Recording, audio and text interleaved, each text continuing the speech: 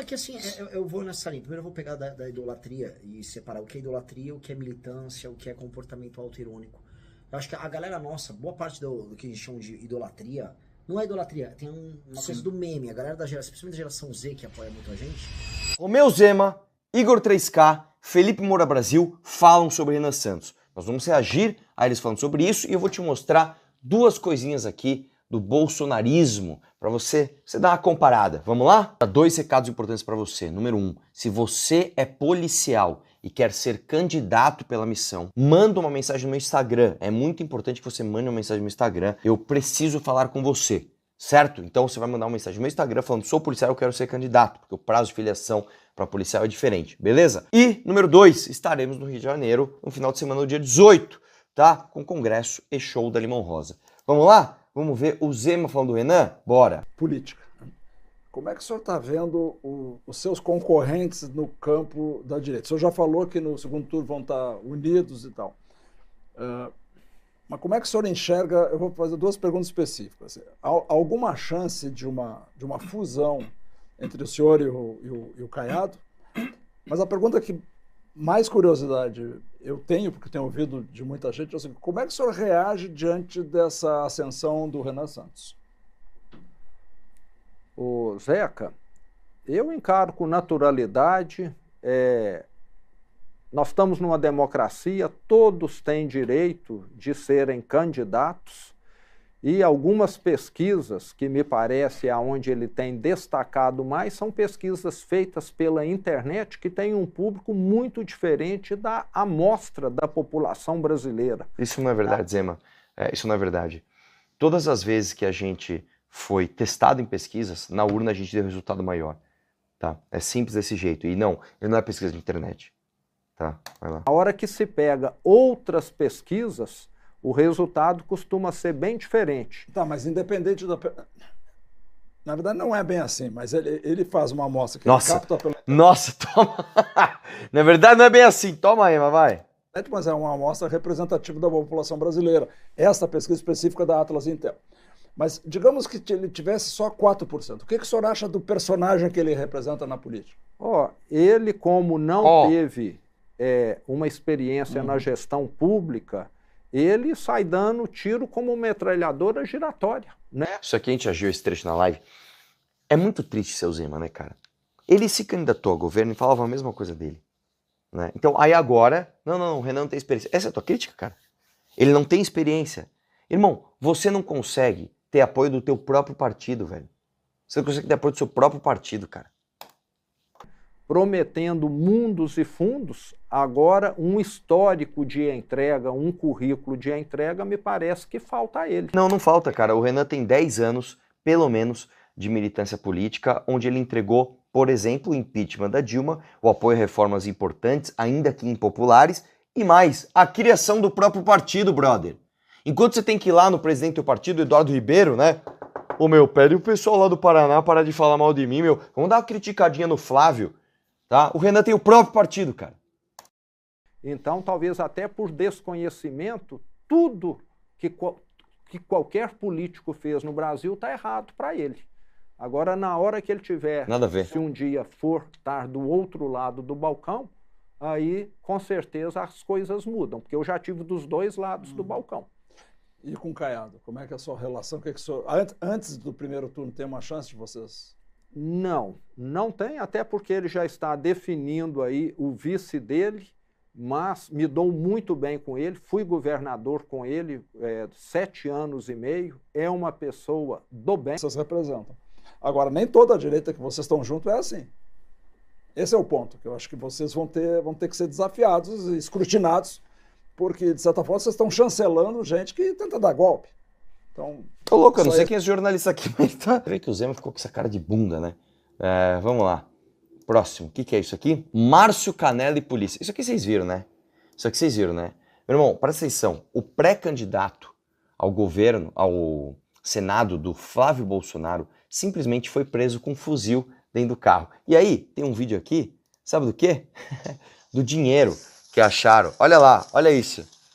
Acharam milhões de reais em dinheiro vivo na casa do Márcio Canela, que foi prefeito de Belford Roxo. Olha o tanto de dinheiro que os caras acharam. e é presidente do União Brasil Rio de Janeiro, né? E aí eu pergunto pra você, esses caras, eu falei isso já na live, no Reels, em milhões de entrevistas, os caras que falaram pra você votar no Rodrigo Maia e falaram que erraram, no Arthur Lira falaram que erraram, no Hugo Mota falaram que erraram, no Rodrigo Pacheco falaram que erraram, no Davi Alcolumbre falaram que erraram. Esses caras todos, todo mundo tá envolvido em merda, o Bolsonaro de forma completamente honesta só erra. E você acha que eles vão formar um time no Senado para bater de frente com o STF? Para bater de frente com o Comando Vermelho? Para bater de frente com o PCC?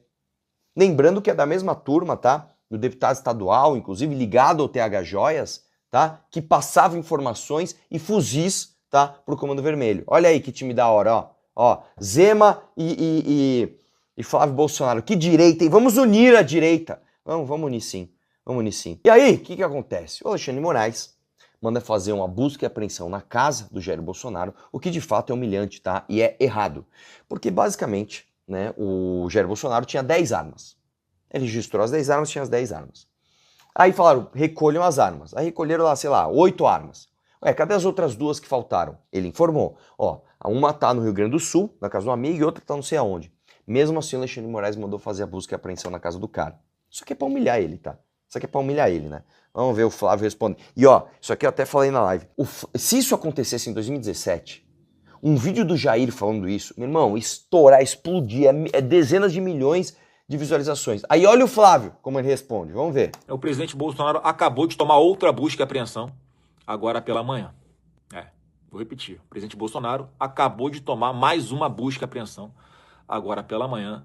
O que, na minha percepção, uma clara tentativa de criar uma cortina de fumaça nesse momento que eu tô aqui, né, trabalhando pelo Brasil para tentar dividir o noticiário, né, com coisas negativas, né? Próximo vídeo dele. A busca minuciosa, reviraram tudo. A Polícia Federal sempre, né, que vai lá até a casa do presidente Bolsonaro, faz de forma respeitosa. Não estou criticando o trabalho da polícia, não. Eles têm a ordem para ir fazer, tem que ir cumprir. Mas reviraram tudo, uma busca muito minuciosa. Tiveram que tirar a Laurinha do quarto dela para poder fazer também a busca, nem procurar alguma arma. Eles foram procurar alguma arma que não tivesse sido informada nos autos, né, que porventura o presidente Bolsonaro estivesse escondendo, que não teria informado.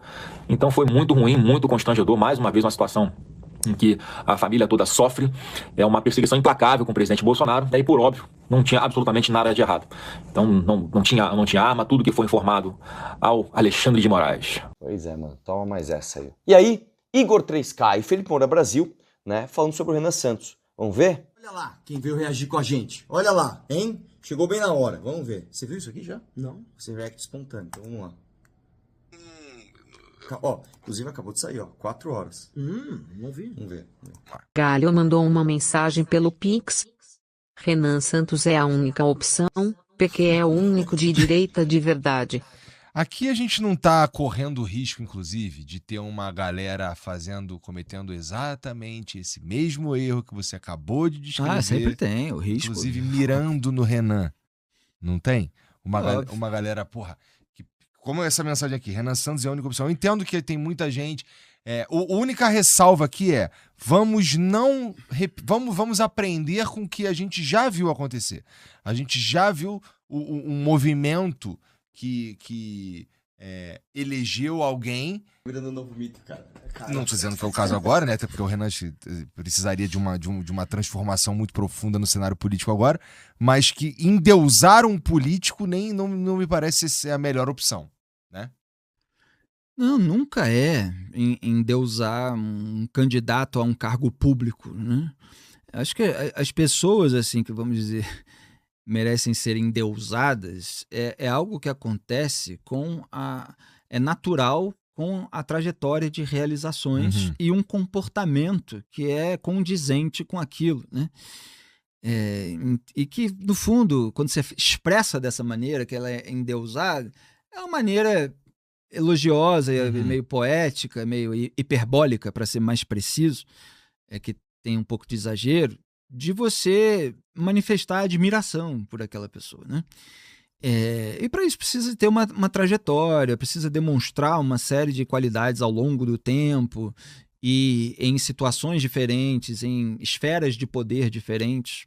Então não se deve. Claro que é natural que as pessoas prefiram um candidato, é natural que em ano de corrida eleitoral as pessoas façam campanha para um candidato, que elas militem a favor e tal. Tem gente de todos os tipos. Certamente tem gente que escolhe um candidato, mas que tem uma certa prudência, que vai eventualmente vigiar e tal. E tem aquela que está apaixonada, que depois vai querer passar pano, que foi o que aconteceu.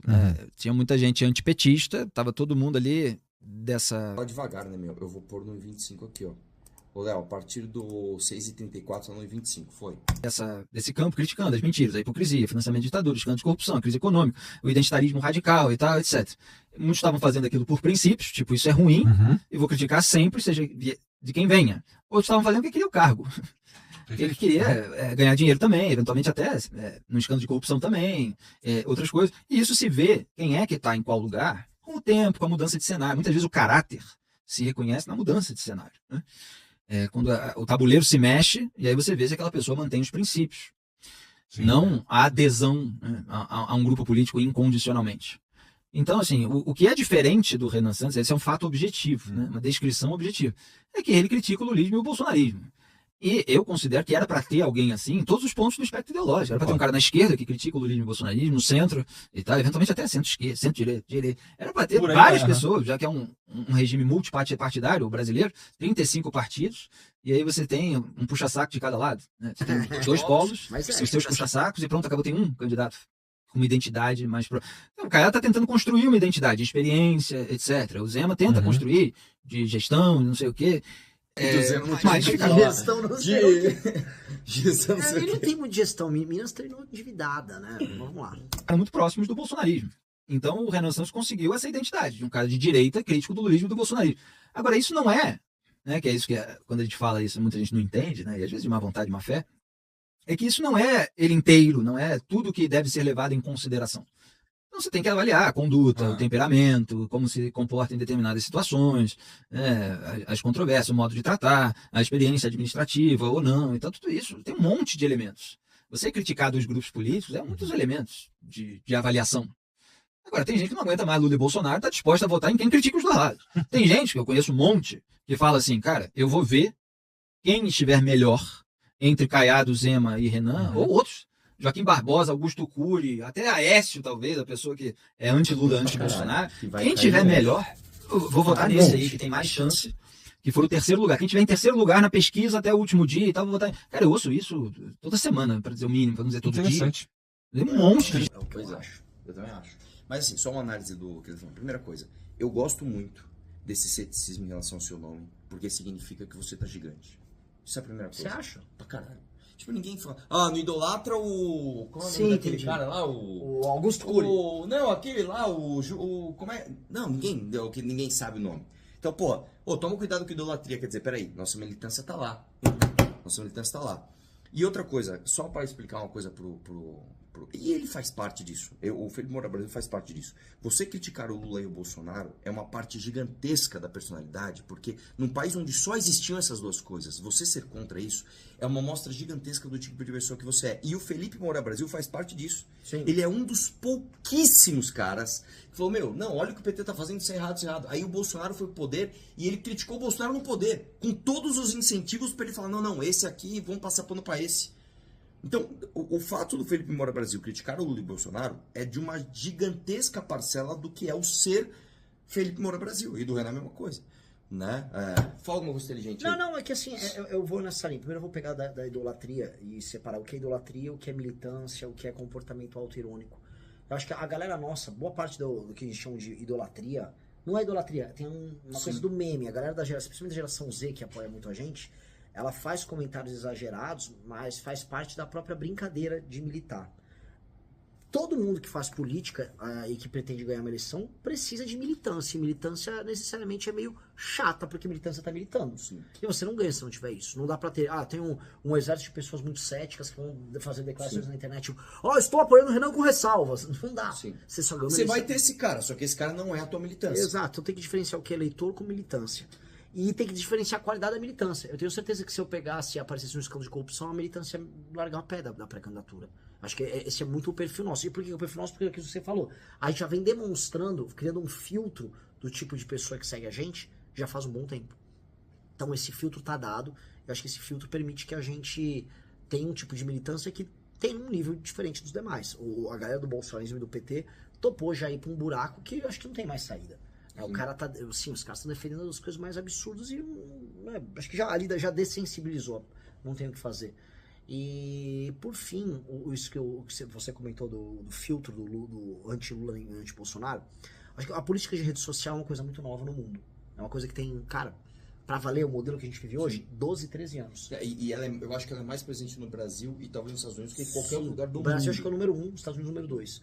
Então, como ela é uma coisa muito, muito quente e ela se fazia em fama, você ir na contracorrente dos grupos majoritários é uma coisa assim que é muito novidade no mundo. Por isso que os gringos, o mundo americano conheceu o que a gente tá fazendo, porque os caras, caramba, é tipo um grupo que bate no Trump e tá crescendo na direita. Sim, é tipo isso. Então, pra eles é inimaginável existir isso. E eu acho que, por ser uma novidade, tem que ser encarado de uma maneira muito, muito diferente, porque é um sintoma de, enfim, inteligência e de caráter. Acho que o nosso lance é um lance de inteligência e de caráter. Gostou? Eu espero que sim.